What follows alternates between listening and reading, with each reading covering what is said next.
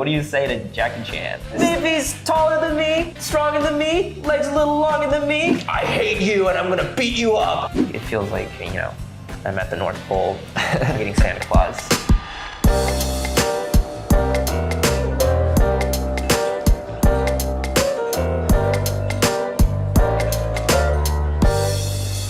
Good morning, Screen Rant, and welcome to Coffee Chats. We're here at Gumption Coffee in Flatiron, and I'm joined today by the Karate Kid himself, Mr. Ben Wang. Ben, thanks so much for being here. Of course, good morning. Good morning. We're not doing coffee today, though. No. A little bit of a twist. For longtime viewers of Coffee Chats, you know Bryce Dallas Howard, episode 3, wanted hot chocolate. You're our second guest to switch it up, but we're sticking with the family of morning beverages, that being tea. Yeah. Why tea? It's my blood, man. It's in my, it all started when Peking Man put a leaf into a pot of water. I don't know. I mean, I grew up drinking tea, so I'm used to it. I think I like that it's like light and easy. I like that it's warm. It also doesn't feel like it's as caffeinated as I don't like too much caffeine. It kind of makes me like bounce off the walls. Our caffeinated tea of choice here is Cascara. And you said we should start with this because it'll probably cool a little bit. I think this will cool faster, so we should start with that. Our main tea, which is from Yunnan, we have lids on it in traditional Gaiwan, which helps keep the temperature in and all that kind of stuff. So we'll start with the Cascara. Yes. I'll pour us each a little bit here. And the cool thing about Cascara, which was explained to me by our wonderful curator here, Claire, owner of Gumption Coffee, is that it is made from the skin of coffee fruit. So there is still a little bit of coffee involved in today's Coffee Chats. Fantastic. So we're each gonna get a little selfie, do a little cheers here. All right, amazing, excellent. Oh. How are we feeling about that? I like it. Yeah? Give me I need some adjectives. What's sticking out flavor-wise, temperature-wise? It's kind of like fruity. Mm-hmm. I have a bit of wheat in mind, maybe even a little bit of barley. That's my Irish blood talking a little bit. It's like a barley-y, like it's like bitter, but like I like a light bitter. It's a slight bitter though. Yeah. It's different from a coffee kind of bitter. There's like a sweet smell factor. Sure. Like it smells like a fruit. It smells sweet like a fruit. I think we hit enough on the Cascara. We'll get to our main tea in just a bit. I want to talk a little bit about Karate Kid Legends. Yeah, let's do it. You had some martial arts experience going into this? Yeah, I grew up doing like after school Taekwondo, and I was in the Kendo club for like 2 weeks. But mostly my background is in dance because I went to school here in New York. I went. NYU, Tisch, right? Yeah, I did singing and dancing, but the dance really I think helped because there's similar dance and stunt choreography are actually I think very similar disciplines. Very much so, and so it shocks me that, like you said, you did a little bit of martial arts growing up, but I would have thought you were an expert based on what I've seen from this movie because you did the majority of your own stunts in this film. Yeah. I mean, it's a technicality, but you could say that I did most of my own stunts. I mean, we got one image to reference here. This kick you're throwing down. I mean, picture perfect. Like, look at the angle. It's like a right angle. Thank you. I took a lot of takes actually, because this is the first kick of the movie, so they really wanted to get it to look as perfect as possible. We were joking before we started filming that I've done a little bit of professional wrestling training. Is that right? And trying to throw a super kick, which is like when you're like professional wrestling like the training, WWE like kind of. Ding, ding. Yeah, but you talk about a dance. It is very much. It's a similar style. I think pro wrestling fight choreography is a lot harder because when we do this, we can sell it with a camera angle, right? So what this is hiding is that my foot isn't really pressing into him and that he gets to sort of fly back on his own. Yeah. But in pro wrestling, because the seating is arena, you're sitting all around. It has to sell from every angle. Yeah, and so anytime I did any of that stuff, it was all upper body because I could not move my legs as well as you can do here. Oh, thanks. And this is the opening. This is your first fight of the movie? It's the first fight that we shot, is what it was. It's like the first big action piece of the film. Your stunt coordinator, I believe, described you going into this movie that you were an actor. By the time you left it, you were a fighter. Yeah, that's his nice way of saying like he was a wimp when he started. At the end, he was like decent, which is true. I started out, pretty wimpy.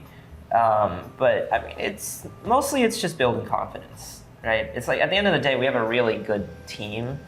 Like they're not gonna let me out of the room until we have something that looks good. And at the end of the day, that's all that I care about as an actor, as someone who's going to this like franchise that's really beloved.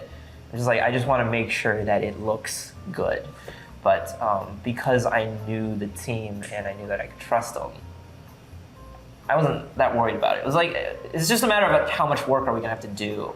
How many tricks are we gonna have to pull? But at the end of the day, I feel like they were the ones who trained me too, so they got me to a place where I trusted them and they also trusted me, and so we actually flew through most of that pretty smoothly, I feel like. Yeah, you mentioned that this is a beloved franchise. I mean, Karate Kid has been a staple of pop culture for decades. Obviously has a huge renewed interest with Cobra Kai. What was your relationship like with Karate Kid growing up? The 2010 one. Yeah, with Jaden Smith? With Jaden Smith and Never Jackie Say Chan. Never? Dude. Come on. You know. That's my Karate I Kid. still listen to That's that. My, yeah. He may be taller than me, stronger than me, legs a little longer than me. But he ain't on a JB song with me.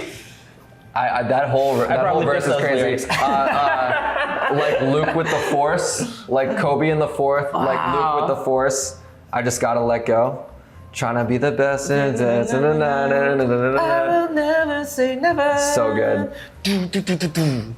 Cut all of that. The movie's really good. Yeah. The movie's really good, and anyone who was a hater in the day and was like, ooh, they call it Karate Kid, but they do Kung Fu in it. Just watch it. It's so good. We call this coffee chats and we're drinking tea. Oh, sorry. We call this coffee chats and we're drinking tea. It goes along with what I'm saying. That movie was so good. Yeah. And Jaden was so good in it, and Jackie Chan was so good in it.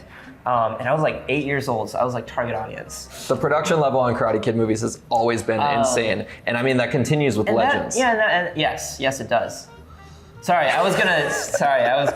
wanted to transition, and I wanted to stay in the 2010 Karate Kid You saw universe. my mindset working there. What did you want to add about 2010? I was gonna say they shot scenes on the Great Wall and in the Forbidden City. No other American movie has had that kind of access. They're just like, oh yeah, just do a shoot day in the Forbidden City. And with Legends specifically, the grand scale where we're going to New York City, but you shot in Montreal. As someone who went to NYU and you've experienced the city inside and out, what were some key elements that you wanted to make sure were honored when you were recreating New York in Montreal? I mean, I just wanted to make sure that it felt like real. You know what I mean? I was gonna say it was described as like kind of that romanticized cinematic version of New York that you guys were, and the color palettes and all that. Yeah. Right, because we were shooting in Montreal, and I didn't know that until I knew it was shooting in New York. I didn't know that we were going to be doing it in Montreal. And then they told me, I was like, oh, Montreal, is that going to work? And I showed up, and I saw the sets, and I saw the parts of the city that they were using to double for New York. I was like, oh yeah. I was like, I lived in New York for 7, 8 years. I totally buy it. And you know what it is? It's just like you put a steamy pipe in the middle of the street, and then like a hot dog stand, and it just sells it.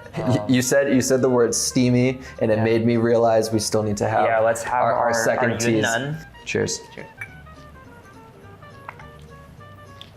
Good call on saving this one because the temperature has been preserved thanks to the guy Juan. This one's really like rich. Rich. There we go. You've developed some adjectives over the course of our chat here. This one is a bit more herbal. Herbal. Nice. Rich. Herbal. Rich herbal. You might complete the trifecta here. It's a little more sharp. Sharp. How about that? Sharp. You mentioned on the Karate Kid set that you had a great team behind you, talking specifically about your stunt friends, but also on screen, like Jackie Chan and Ralph Macchio, Mr. Han and Daniel LaRusso together on one project. Something I also found fascinating that I was reading about this movie was the 3 key things when they were casting your role as the next Karate Kid. So they wanted to make sure that you were bilingual. They want to make sure that you had some familiarity with martial arts and that you could hold your own with major movie stars when you're sharing the screen.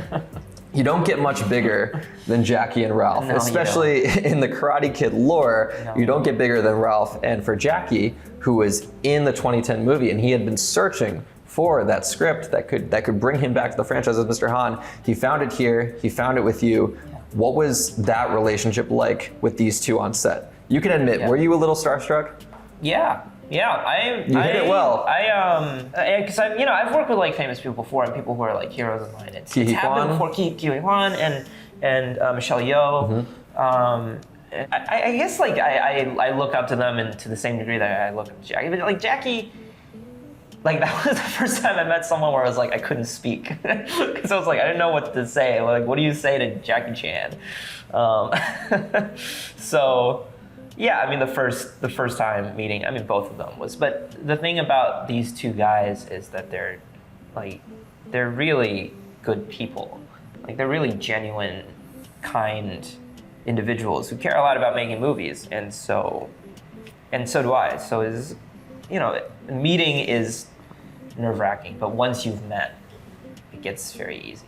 And I heard that Jackie had a role in some of your stunts in terms of like giving you feedback. While you were going through some of your action he was giving everybody feedback. He was like, move that light.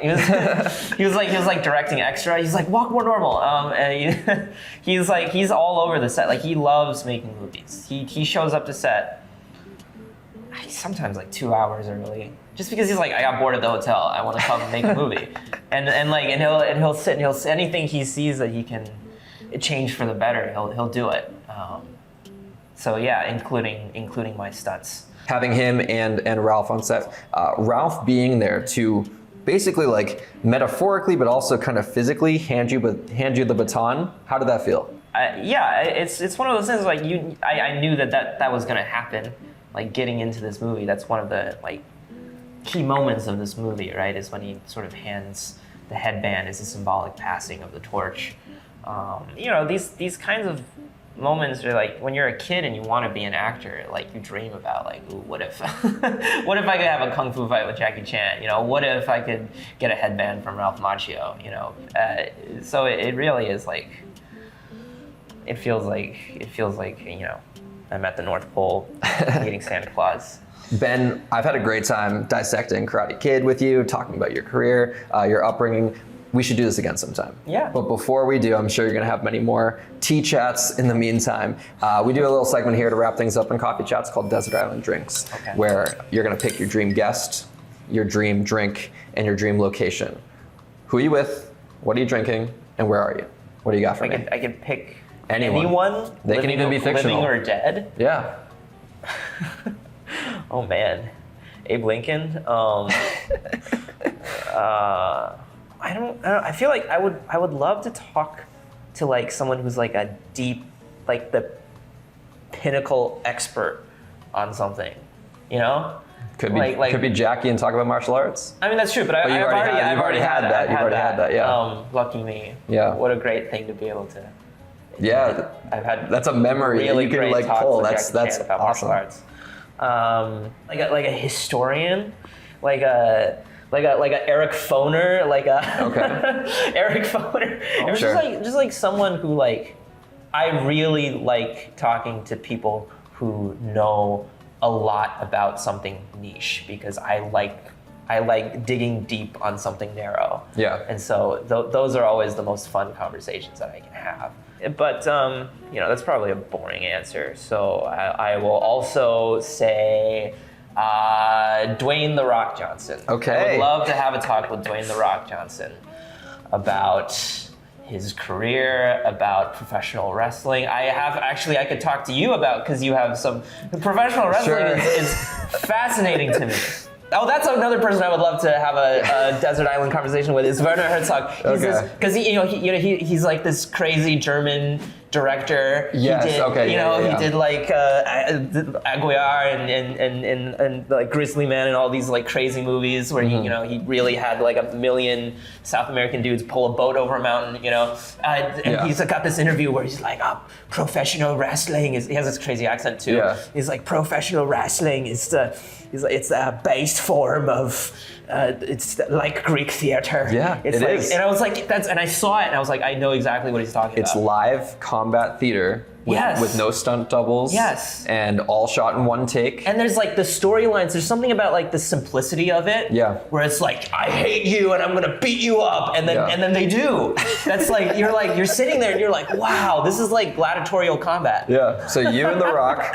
Me and The Rock. Talking about pro wrestling. The Rock, Werner Herzog, and Eric Foner. Amazing. Perfect T rotation. Seated inside a wrestling arena. Yeah. And what's your drink of choice? Coke Zero. Coke Zero. I love it. That is our most specific desert island drinks yet. Yeah, I love it. Ben, thank you so much for taking the time to chat with me today. Yeah, Karate Kid Legends hits theaters on May 30th. Definitely go see this one in theaters. Like I said, big screen experience. Yeah. This action, the surround sound, it's everything you want to see on the biggest screen possible. For more coffee chats, they're right here on Screen Rant's YouTube channel, as well as ScreenRant.com. We have episodes with Noah Centineo, Jack Quaid, Bryce Dallas Howard, Gabriel Luna, and now Ben Wang in the ensemble. What great company. I know, you're part of this elite first five. You know, we're gonna keep the show going for as long as possible. So again, thank you so much for watching. And if you're drinking anything with us while watching Coffee Chats, snap those photos.